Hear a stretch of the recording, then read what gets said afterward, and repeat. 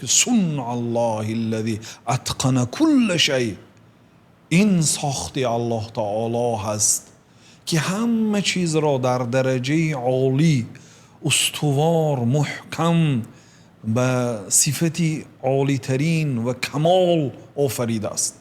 صنع الله الذی اتقن کل شیء، تمام چیز را در درجه عالی آفریده است.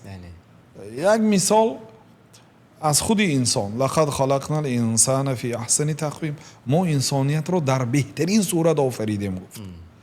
و درباره آسمان ها گفت که الله الذی رفع السماوات بغیر عمد ترونها، الله تعالی ذات است که آسمان ها رو بدون ستون هایی که شما میبینید آفرید. یعنی شاید ستون دارد شما نمیبینید، شاید ندارد، بدون ستون هایی که شما میبینید آفرید. این صنعتکاری قوت الله تعالی رو نشان میدهد و الله تعالی خودش هم با دوست میدارد.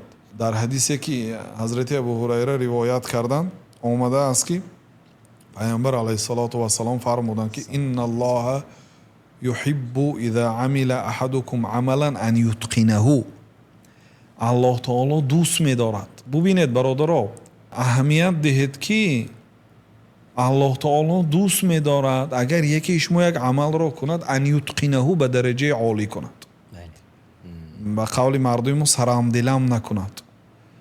یعنی از صدق دل اگر همون خواه تجارتش است، خواه همین دوکانش است، خواه طبیب هست، در کدام ساحه باشد، از صدق دل اتقان یعنی محکم به درجه عالی استانکارانه اجرا کند، الله تعالی دوست می داشت از همین کاره.